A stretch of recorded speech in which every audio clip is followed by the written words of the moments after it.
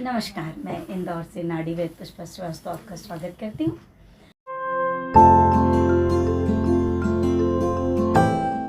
आज अपन चर्चा करेंगे शरीर के दर्दों के बारे में। जितने शरीर में दर्द होते हैं उसका सब संबंध वात से होता है। हमारे आयुर्वेद में वात का पित्त 3 होते हैं। अधिकतर आपने वैद्यों से, नाड़ी वैद्यों से सुनेंगे कि वात विकृत हो गया है, पित्त विकृत हो गया है, कफ विकृत हो गया है। मैं आपको इस वीडियो के माध्यम से हमारे प्राचीन ज्ञान को समझाने का छोटा सा प्रयास करती हूँ। ये देखिए, मैंने अपना पेशेंट के लिए सब ब्रोशर छपवाई हूँ और इसमें थोड़ा सा रोगियों को समझाने के लिए प्रयास की हूँ कि देखिए, किसी दिन मैं बोर्ड पे और अच्छे से डिटेल में समझाऊंगी।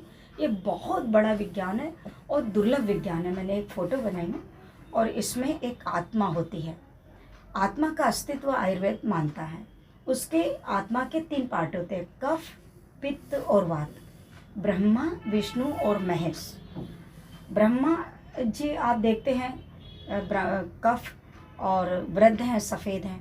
विष्णु जी सजे धजे हैं, हमारे धन्वंतरी जैसे ही दिखते हैं। और वात है महेश।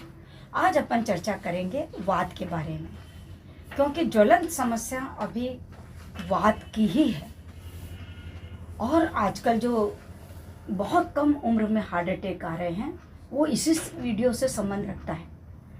अब देखिए, वात का पित्त के बारे में मैं आपको जो मेरा लिखा हुआ है वो समझाना चाहती हूँ। वात के 5 प्रकार होते हैं, कफ के और पित्त के भी 5 प्रकार होते हैं। वो अपन अगले वीडियो में देखेंगे। अभी वात पे चर्चा करते हैं। प्राण वायु, उदान वायु, व्यान वायु, समान वायु और अपान वायु, ये 5 इनके नाम हैं और ये 5 के अलग अलग अपने शरीर में काम है।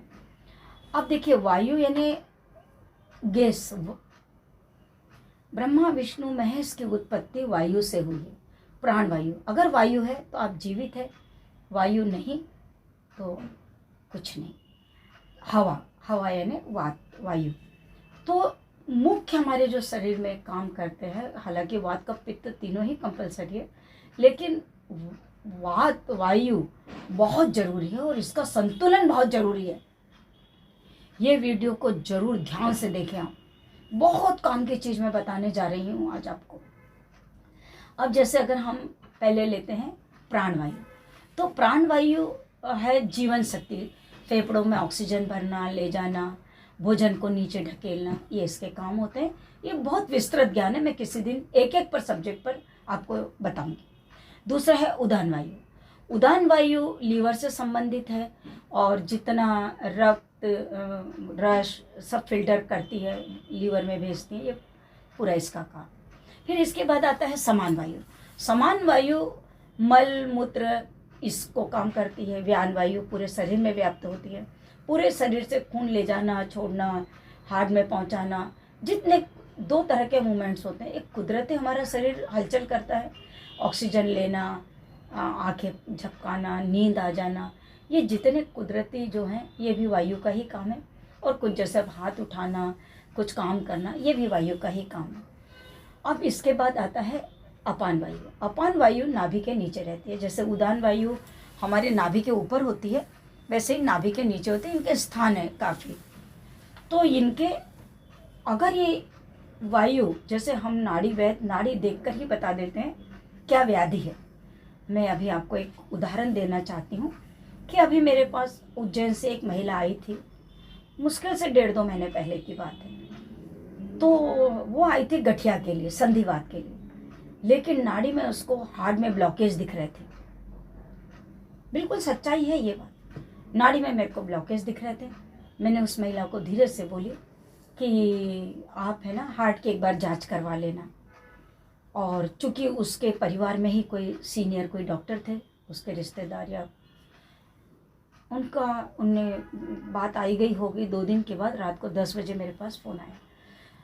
बोले, मैडम आपका ऐसा कौन सा ज्ञान है कि आपने नाड़ी देख के हार्ट का 60-70% ब्लॉकेज बता दिए।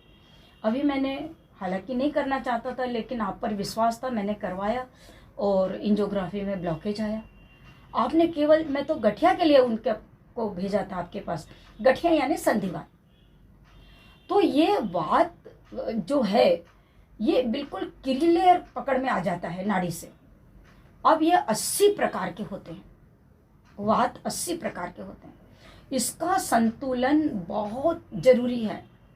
आज 99% जो शरीर में जितने दर्द है, लकवा हो, कितना भी मैं बताती हूँ कितनी बीमारियाँ आती है मोटे मोटे तौर पे आपको, ये सब वात विकृत होता है। अब मैं इसमें से थोड़ा आपको पढ़ के बताती हूँ, ये मेरे ब्रोशर से। देखिए, वात की ऋतु को हम गर्मी की ऋतु मानते हैं। जितना भी 4 महीने, वैसे ऋतुएं 4-4 महीने की होती है, लेकिन हम मुख्य रूप से इधर का पहला संधिकालीन जो ऋतु है उसको नहीं गिनते, बीच की ऋतु अच्छी होती है। अब गर्मी की ऋतु मानते हैं।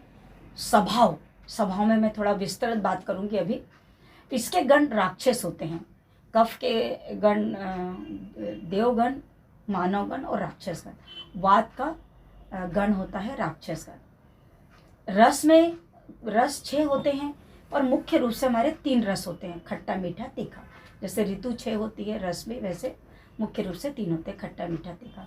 तीखा रस हमारा वात का है। अब और वायु तत्व है। देवता महेश यानी शिव, शंकर जी।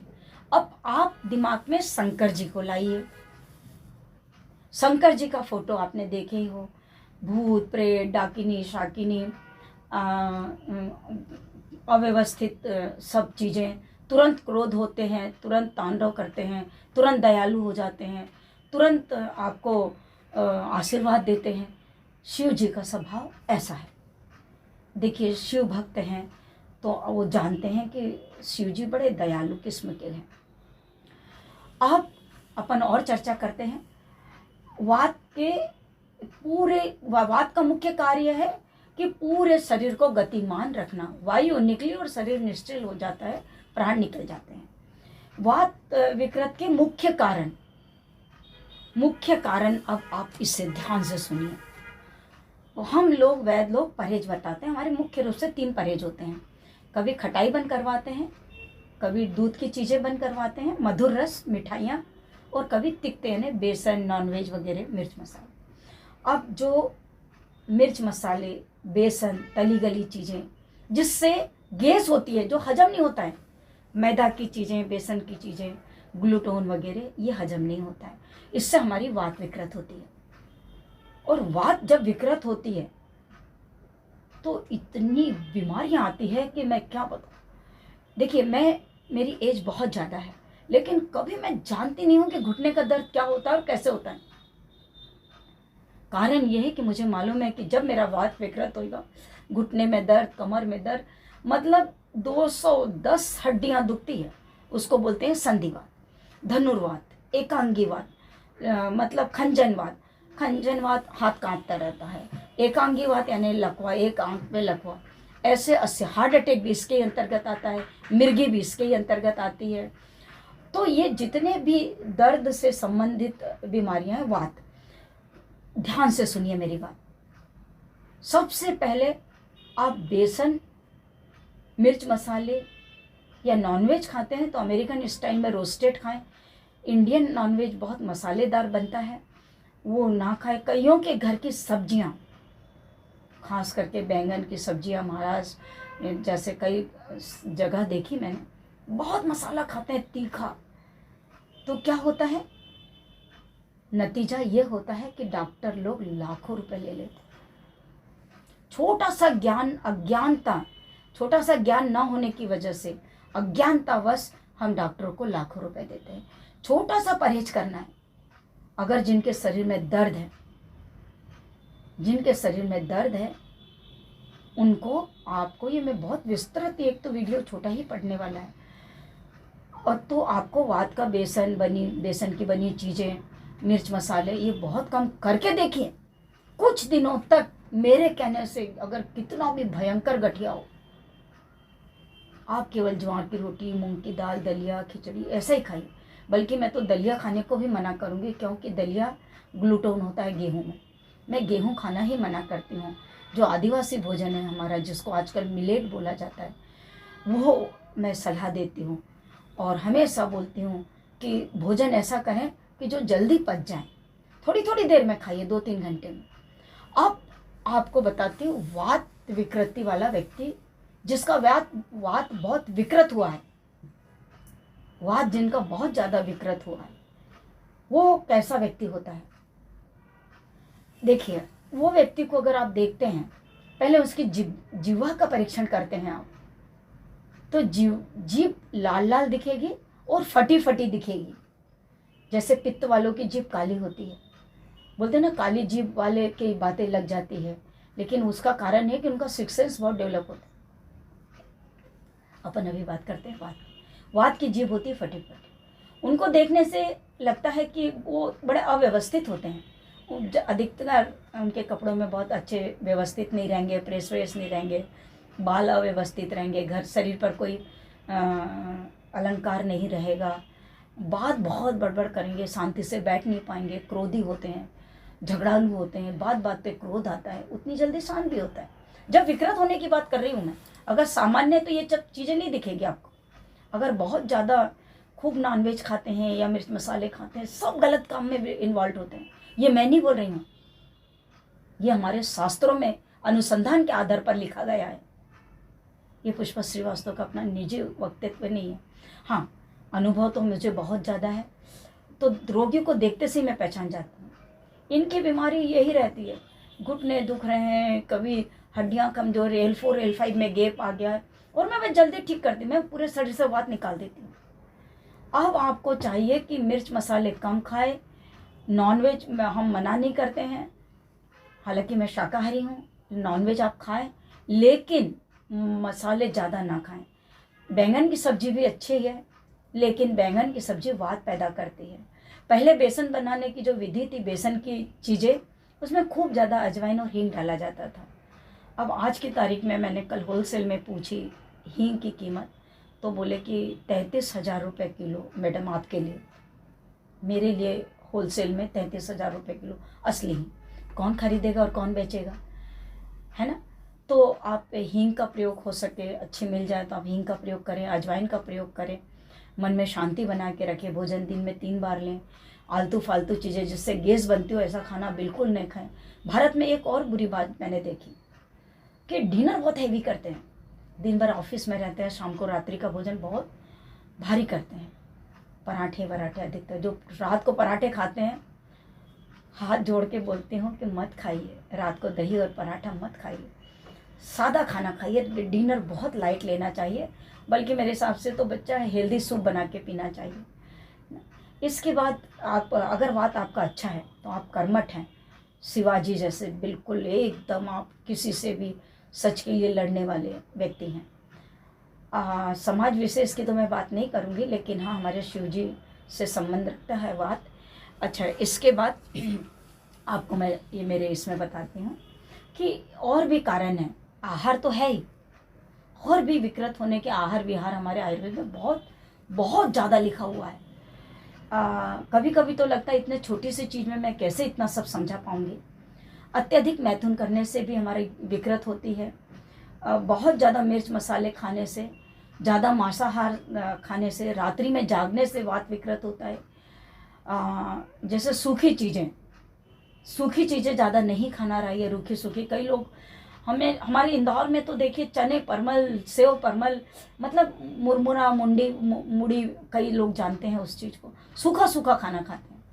सूखा सूखा नहीं खाना चाहिए खाना। और एक वीडियो तो और बनाऊंगी, इसमें तो नहीं बता पाऊंगी कि हमारे 13 वेग होते हैं, आंसू, मल मूत्र का त्यागना, भूख, प्यास, छींक, जमाए, ये सब चीज़ें 13 वेग, 13 वेगों को रोकने से भी वात विकृत होता है।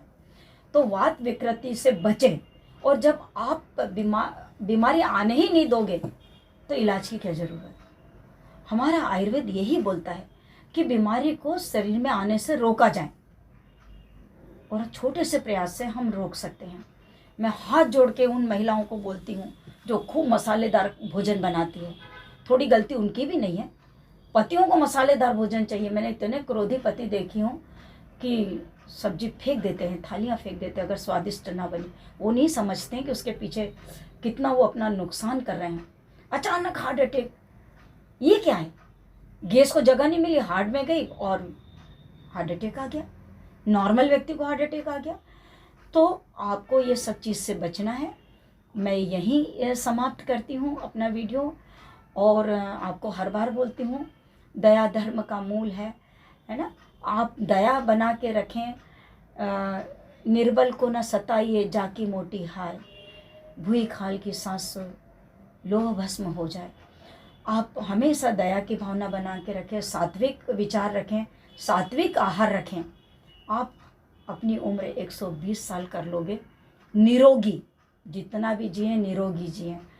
और अपना ख्याल रखें। भगवान धन्वंतरी आपको सदैव सुखी रखे, आपको कभी कोई बीमारी ना आने दे, यही भगवान आशीर्वाद दें आप सबको। धन्यवाद आप सबका। किसी तरह की कोई भी समस्या आती है तो मुझे आप कमेंट्स में बताएं या फ़ोन करके भी बता सकते हैं। थोड़ा व्यस्त रहती हूँ, लेकिन प्रयास करूँगी अच्छे से अच्छा आपको जवाब दूँ।